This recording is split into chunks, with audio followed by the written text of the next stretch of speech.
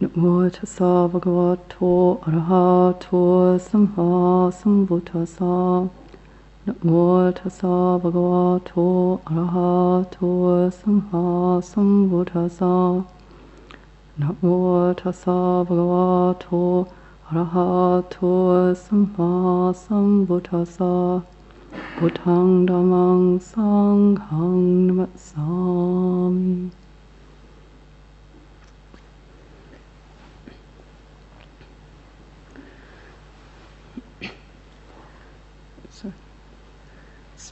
Strange feeling, a bit of deja vu. I spoke just before I left to go away for 6 months, and I got back a little while ago, and it just seemed, as I said, it will just be like a finger snap, and now it feels like I never went away.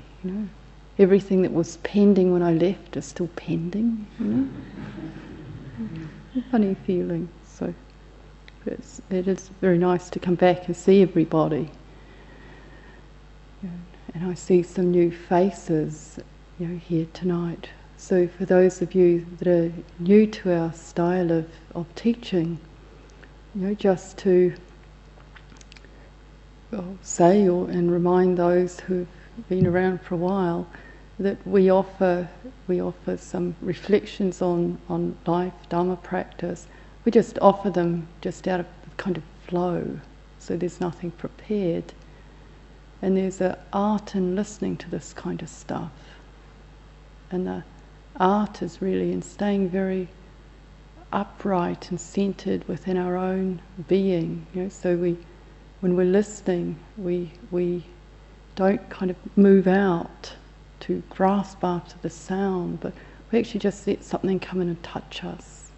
So as with the breath and meditation practice, with everything, it's a real training in just letting something actually be received, come in and touch, and do what it does, and know that.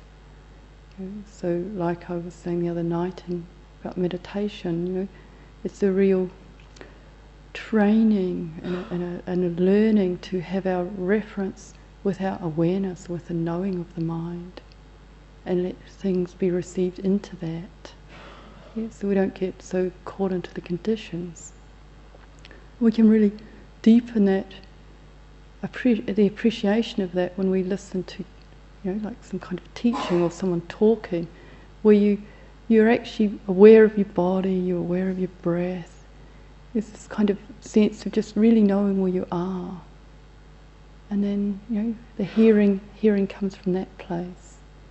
You just hear, well, some of it makes sense, some of it doesn't, and some of it does something, or some of it just washes past. So, there's never anything any of us will say you don't already know.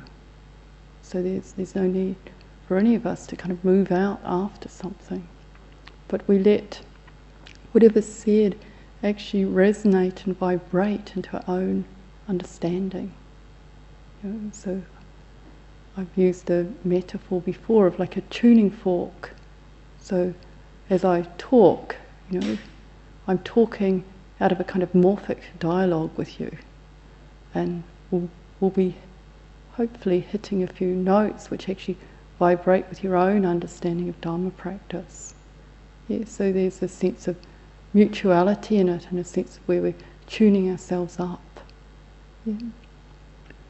So just encouragement to listen in that way. So it's like we really stay where we are with this kind of uprightness and this fundamental sense of refuge in the Buddha and the knowing of the mind. And the deeper and more just natural that is for us, the freer we are with whatever conditions happen. And it's a real freedom the Buddha pointed to. That whatever's going on, we know it. And from that place of knowing that has no, because it's got knowing in it, it's freed out of reactivity, then we're free to respond. And And it becomes really obvious. We haven't got much control over what is actually happening. You can see at this house, conditions are constantly breaking up. We were hit by lightning a week or so ago, and all kinds of things have broken down. Yesterday the car died. Things are constantly doing what they will. And then, where's the freedom with all of that, with this realm where things are just disintegrating? And the Buddha would say that the freedom is in our response. Yeah. So there is vipaka karma, there's the result of conditions, of whatever happens, and when we have to receive the results, the effects of what's gone before.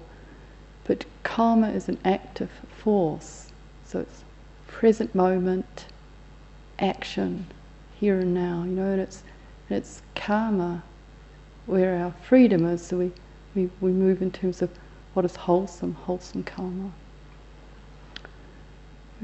As I say, I've been away for 6 months, and so a lot of stuff's passed through my chitta, through my heart, seen a lot of things, been a lot of places, and it's interesting, or was very striking for me when I actually was in retreat. A couple of things became very strong.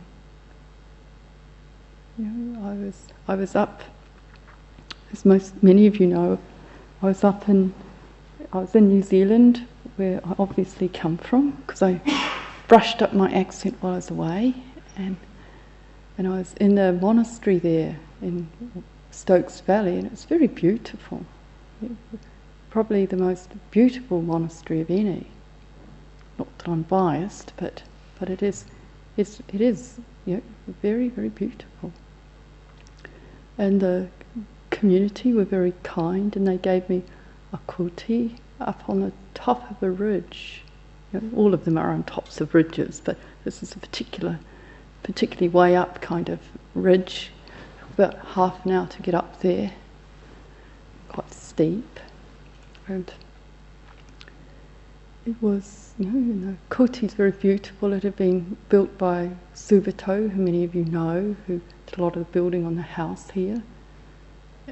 Now Finley, so Subato built it for Ajahn Viradhammo, who most of you know too. So he'd done this beautiful job, and it's very beautiful kuti. They'd had to helicopter the material for it in. It gives you an idea of what it was like to get there.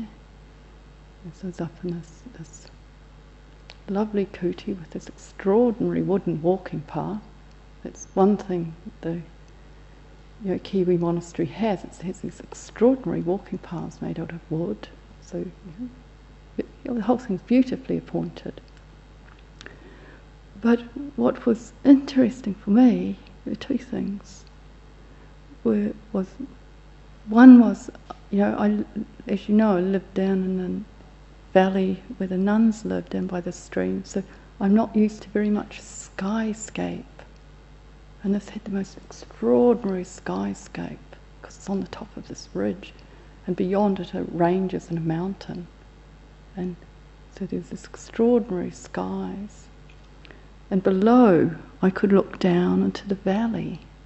And in the valley was a settlement, and I could watch the cricket, and I could watch the rugby, and bowls, and people going here and there, So like an eagle perched, watching everything. And it was very powerful to be on retreat, watching, seeing people's lives unfolding down in this valley below. I could hear the shouts when someone hit a 6. It was we decided this particular bit of the valley acted like a acoustic shell, so you could hear everything from down in this valley. I could hear kids talking. For a while I thought, well, they must be just by the hut, but they weren't. So it was a funny mix of being very alone. I had only one unexpected visitor during the time I was there. And then a sense of being very conscious of other people living their lives, living their lives in this valley below, and the sense over the time of sitting with my own stuff, which didn't manifest. It manifested, just in terms of physical body being a bit run down and feeling a bit run down generally, but just having this really strong appreciation for the Buddha's teaching on morality. So I'd look down on this valley in the evening and I'd be doing the sharing of blessings and things, and I'd think, if I could bestow anything on these folk below me, it would be an understanding of the benefit of living skillfully and the danger of living unskillfully. It was so clear, just sitting with my own, reviewing my own life and watching the stuff below, and really seeing that this freedom we have to actually choose to act skillfully in every moment, whatever's going down, and just how important it is. When you suddenly find yourself shut up with yourself for 3 months or so, it becomes obvious just the effects, the vipaka of what you've been up to. And I realised I have been extraordinarily fortunate that in the last 14 years or so I've been in a monastery in England, and before that in other monasteries, and just how little actually arose in my mind in terms of anything to think about or process, as a term often used. There just was so little, and I thought it's really the benefit of keeping the 5 precepts, and just how it has a very deep effect into our mind and into our well-being, and they seem so simple, but the benefit is incalculable.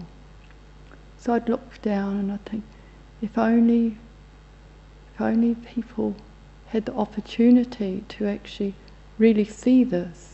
The valley below, I know, has particular spots of trouble and and things. And just realising these kids are growing up without even, some of them without even a sense that not to steal. No sense of the implications of some of the ways they live. So there was really that for me. Kind of, if only we had this as what everybody lived by. Just how much happier everybody would be. There's still the difficult things going down. We're still hit by lightning, but what we do about it is really what matters, isn't it? It's there that the karma happens. So it's very nice in monasteries, because all of us are here because we're committed to a kind of ethical training, and not to underestimate it. It really starts to strip away all kinds of things that would otherwise occlude the heart. It means we really have the opportunity to see very clearly. It's no small thing. Yeah, so that was one of the strongest things on my retreat.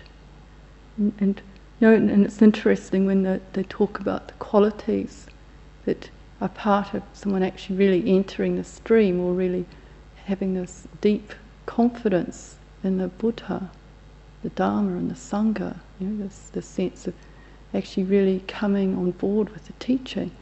And one of the things that is just goes hand in glove with that is the 5 precepts, that someone actually keeps this training. And you see, well, it's because these things are actually so interbound. So it'll be the sila that's mentioned, or dana. These things that the foundation for us to actually have the capability to let go. So, and so going in retreat, having kept sila, and living here, our life has a lot of just inherent generosity in it.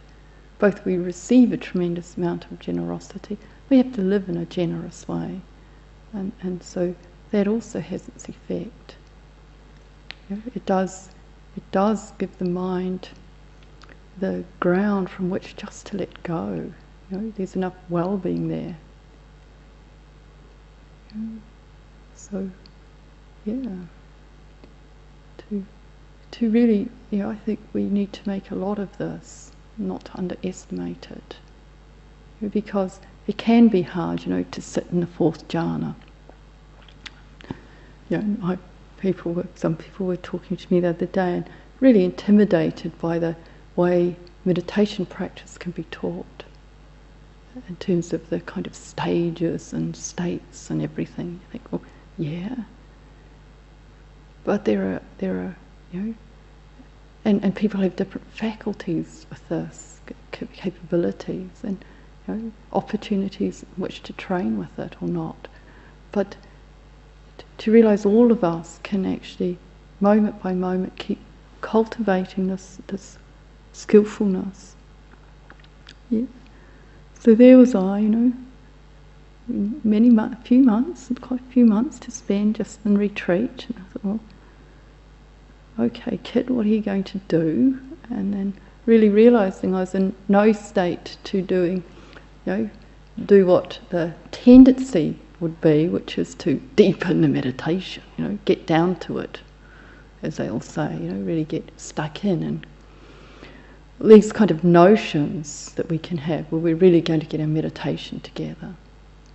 I realised, well, actually I'm not well enough to be starting with these kind of mad notions that are actually a bit more youthful.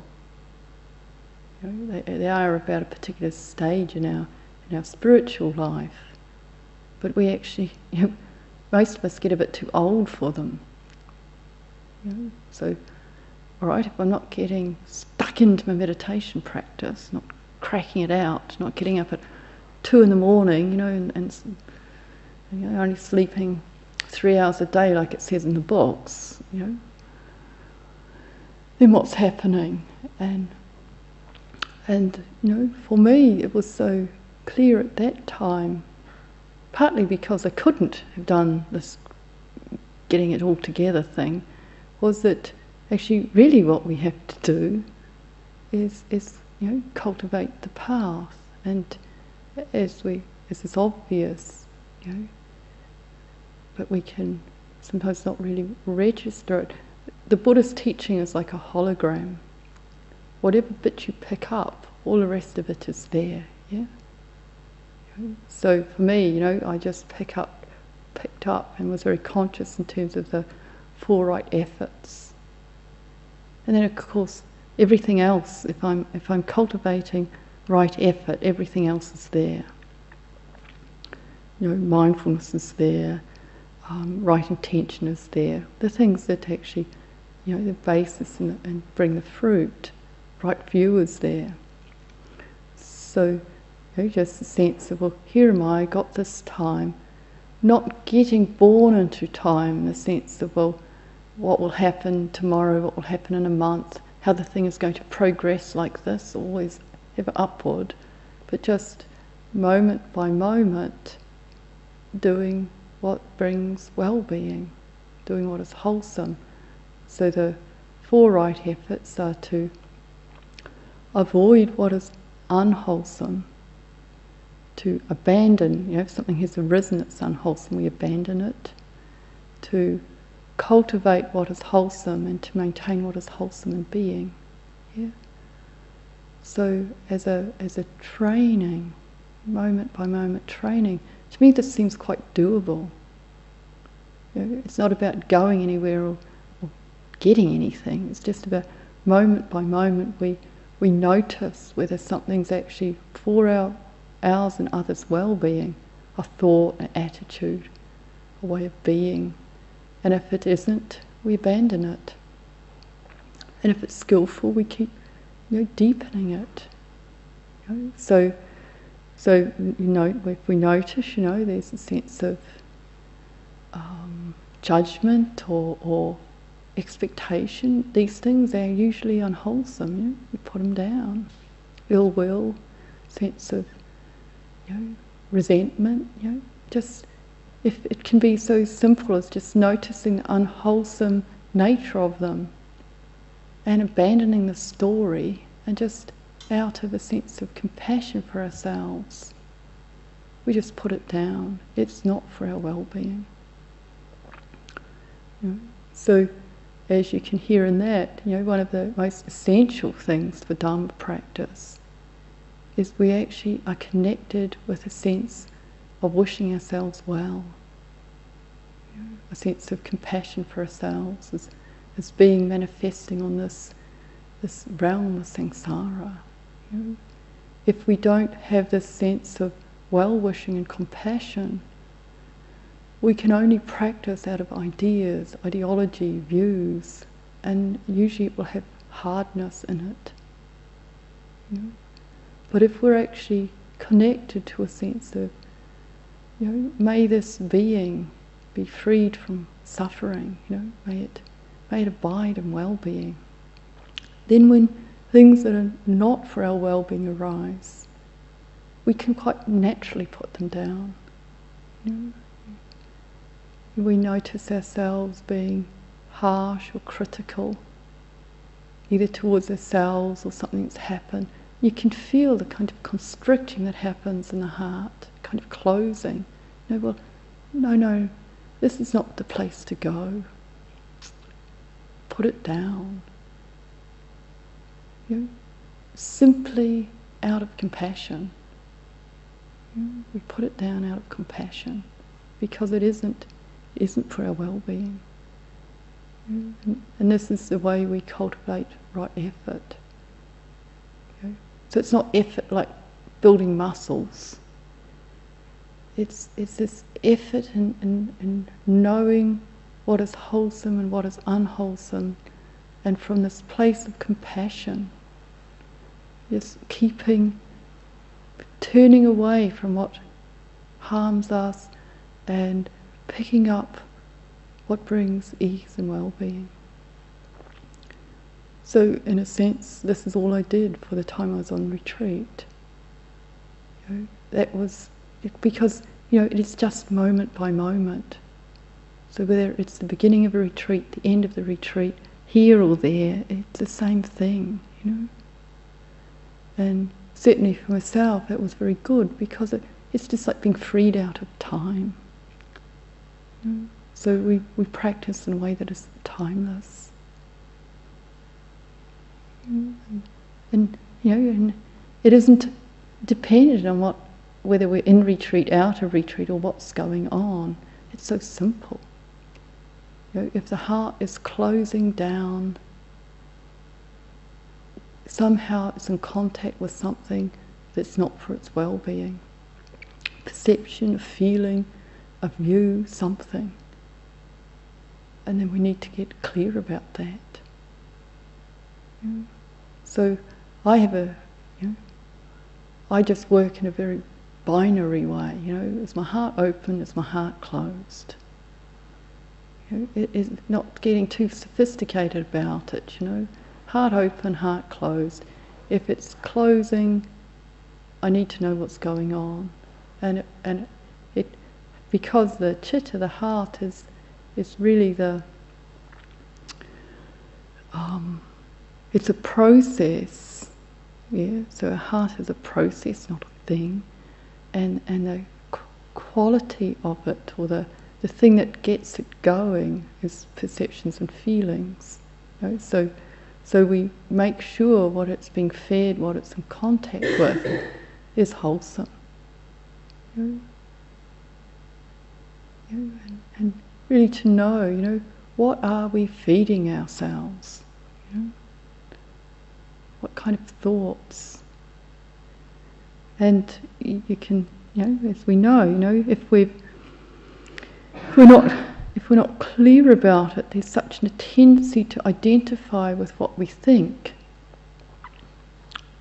or what's happening for us, that we easily get trapped into unwholesomeness. So there I am on retreat, and I can look and think, well, poor Thaniya, you haven't got your meditation together. Now, in a sense, you can see what is happening.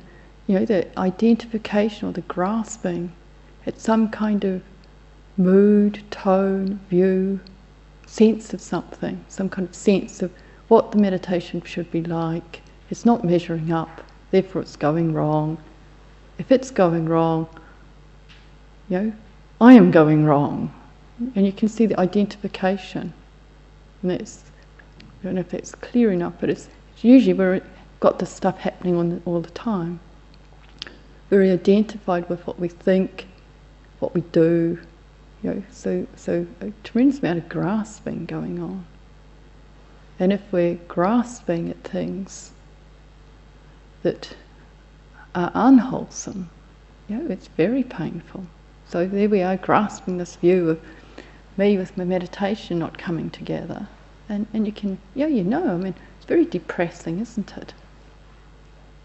Or we, during this time, about a month into my time alone, we had Magha Puja, and then Ajahn Manindo, Ajahn Tera, Dhammo, Ajahn Vajiro, and a whole heap of my family and friends and everything turned up at the monastery. So I'd had about a month together. Just when my meditation was coming together, there was this great party, yeah? And so, and then just noticing, and so I noticed I got a bit happy, said some very stupid, silly things, yeah? I mean, harmless but stupid. When I had two of my sisters come to stay, as part of this thing. They're both Buddhist, and we I don't know, I've been on your own for a month, haven't talked to anybody, and then all these people turn up. So I got a bit happy, and I've seen many of the Sangha do it. They just said silly things, and then they all went away again. And so left with that sense, of, why did I say that? And just noticing, we all know that sense where we've said something not even negative, just plain stupid, and that sense of identification with that. I thought, can I just recognise what it is? It's what happens, and I've seen it with countless people. It's what happens if you haven't talked to anyone for a month and all your friends show up. We all know what it's like if you visit somebody who lives alone, and they haven't talked for ages. They usually just rattle on for the first hour or two, don't they? And then the whole thing just settles. And it's just, so can it be that simple? We just, so that happened. It don't have to make it into somebody. It's just, maybe I should have been more mindful. I mean, who knows? But you can see how easy it is to grasp the stuff, and then we can get very negative about ourselves. Whole month cultivating mindfulness, and look what happens, Yeah, and so you can, I'm exaggerating a bit, but we all know that kind of sense where how easy it is to identify with what we've said, with what we've done, take some kind of negative view of it, grasp it, identify with it, and actually harm ourselves. And this is not right effort. So the sense of right effort has been very clear. We abandon what is unwholesome in the present moment.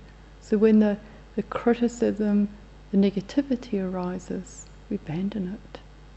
We abandon the identification. And we understand the causes. So it's not to make it into somebody, it's just a kind of constellating of conditions. And a few months later, I was with Nisarana, my older sister, and I said, I've said some silly things, and she said, what? Because she has no memory anyway, So you can see, particularly if you're on retreat, this stuff makes such an impact. It's one of the things that has to be navigated, just what an impact any contact has. So it was very, very funny. This little party that happened in the middle, and what it felt like. It was lovely to see everybody, but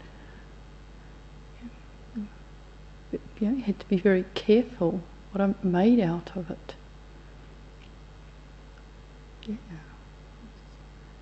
And the other thing up on this bridge, so there was this sense of just maintaining right effort. And as I say, and the other really strong thing was the skyscape. So since I wasn't getting down to my meditation practice, I spent a long time, hours, days, weeks, just looking at the sky.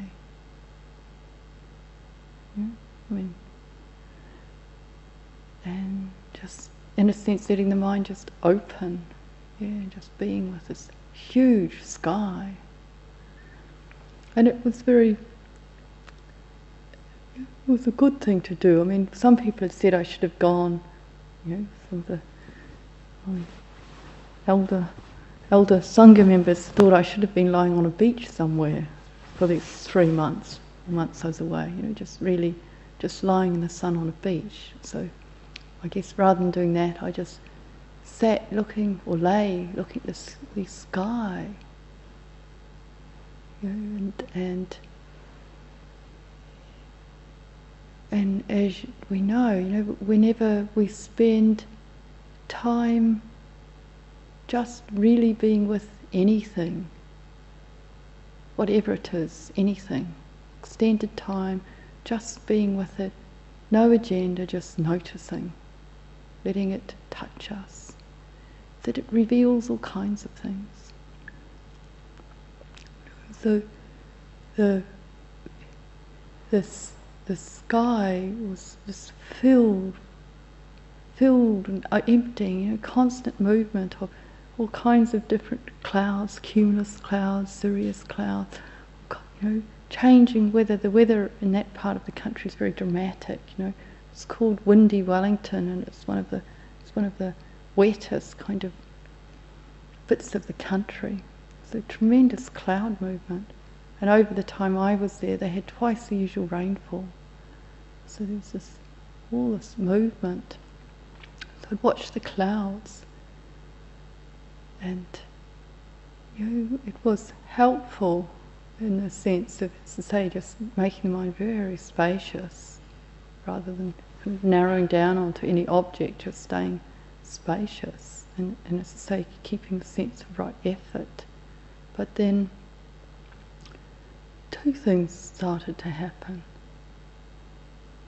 The clouds just started to be just thoughts in the mind. And sometimes there'd be hardly any. Sometimes they'd be just boiling across the horizon, just boiling out of these ranges on the other side, and just shoom across the sky at this tremendous rate. Because there were hurricanes and things all around in that area at that time. So the movement in the sky was very dramatic. It's really, I don't know if you know, but a lot of the Pacific Islands were hit about the time I was down there with cyclones and hurricanes and things. So very dramatic, very strong, powerful winds going on. So all this cloud just boiling across the horizon. And after all these people had left, they'd also said a couple of things that got my mind moving. And it was just like just seeing the sense of the mind like these clouds, and the thoughts like these clouds just boiling across and moving. And and it was very helpful, when you just see, well, it's just stuff boiling across the horizon, things moving, it's just movement.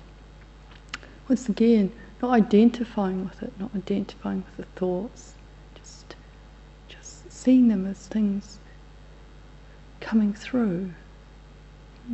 So sit there, and it was hard to know whether it was thoughts or clouds sometimes. They just seemed about the same thing.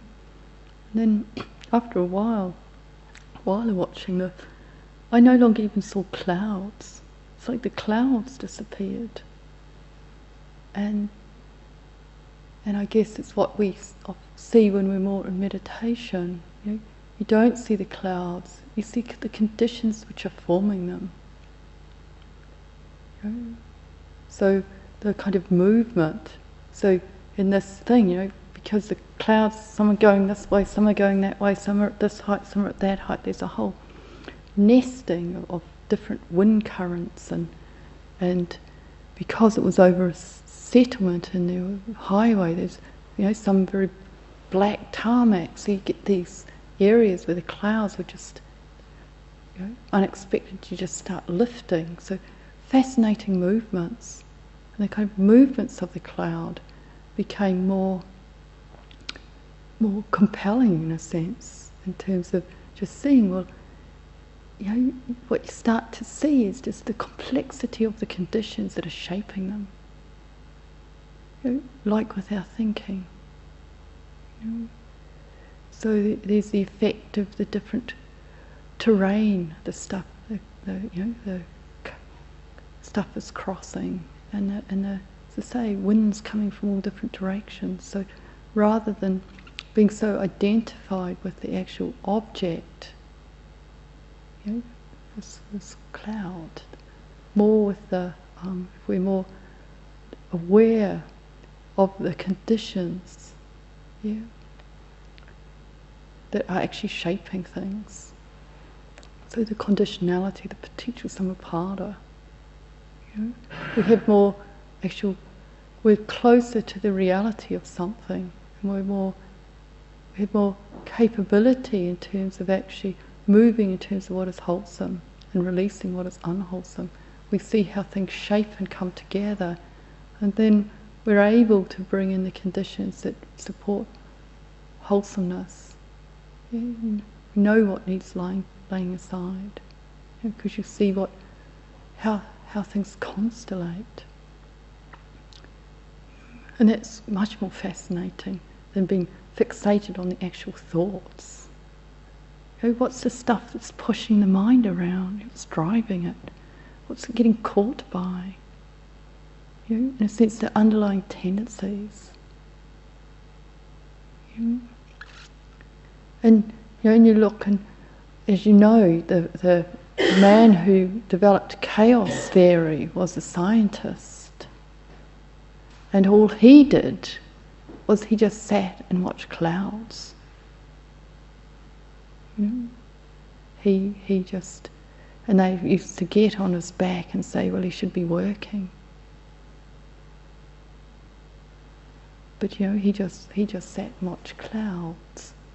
And from letting the intuitive mind, opening the intuitive mind, he could see the patterning, the underlying patterning of conditions. And the whole sense of chaos theory, which is a recognition of an actual deeper pattern within what appears like chaos. And as it is with clouds and manifest phenomena, so it is with mental conditions. So if we can let what's arising in our mind have that kind of lightness of clouds, and then start to see what's this stuff arising out of. You start to get a hint at the underlying structuring that's keeping us bound. What we're arising out of. We don't believe in ourselves so completely. We realise that we're actually arising out of conditions. And if we're coming out of conditions, if we're a process born out of conditions, let us make those conditions as conducive as possible.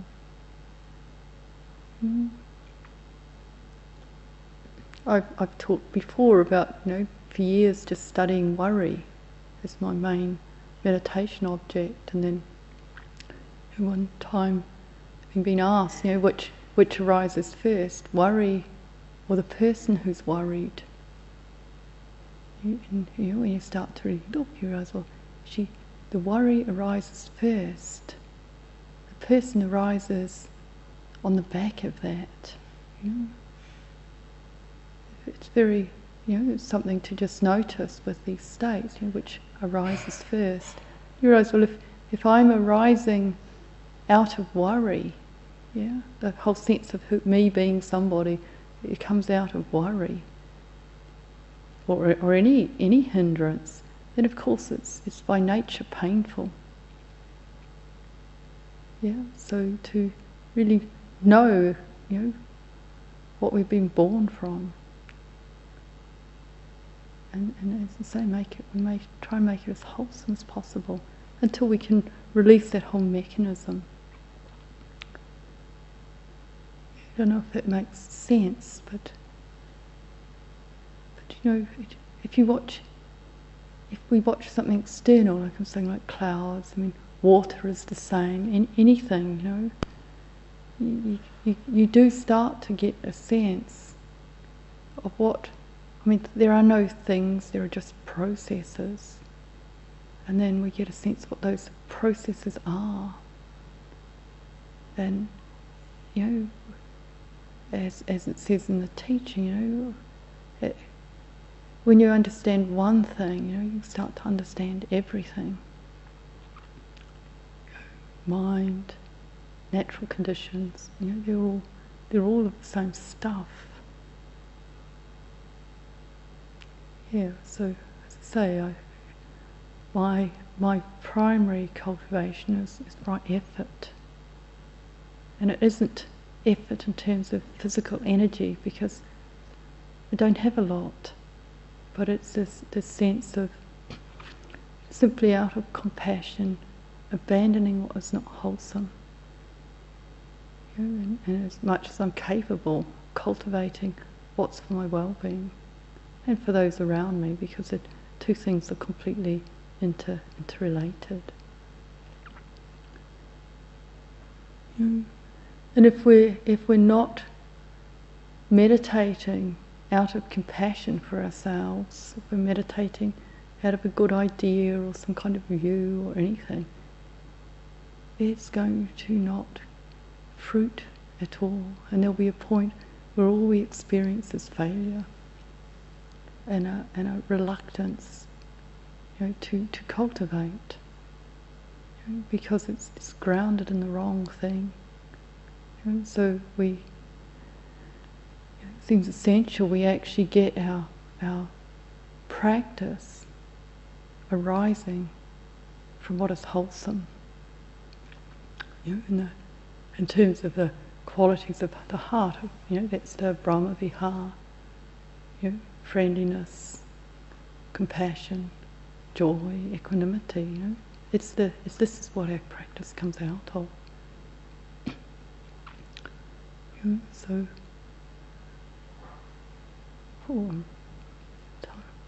yeah. So maybe that's enough.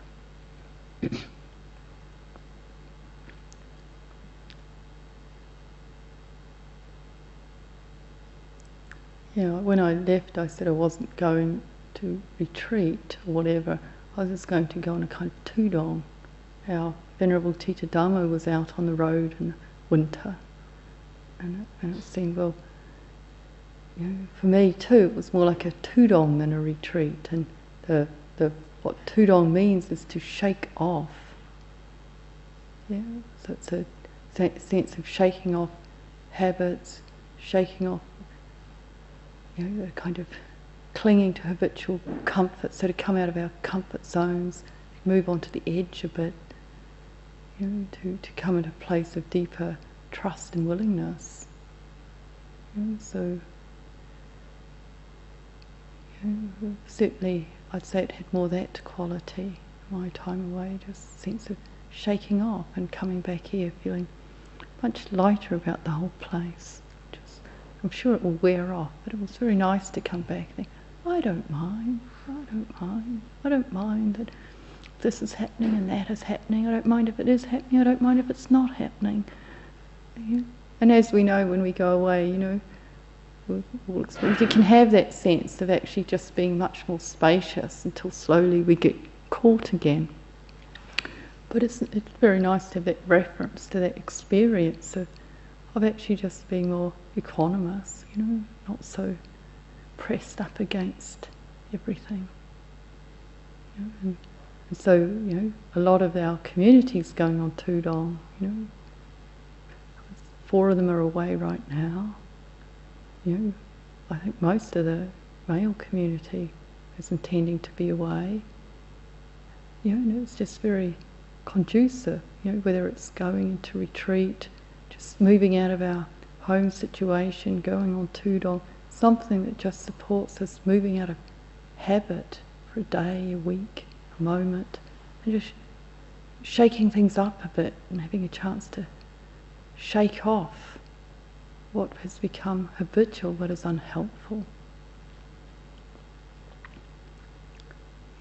I mean, it's a lifetime process really, but just to have these glimpses, possibility, living a bit freer, a bit lighter, living from a place that is grounded in empathy with our own suffering, and it's not adding to it. So I've talked longer than I usually would, so I think it's time to stop.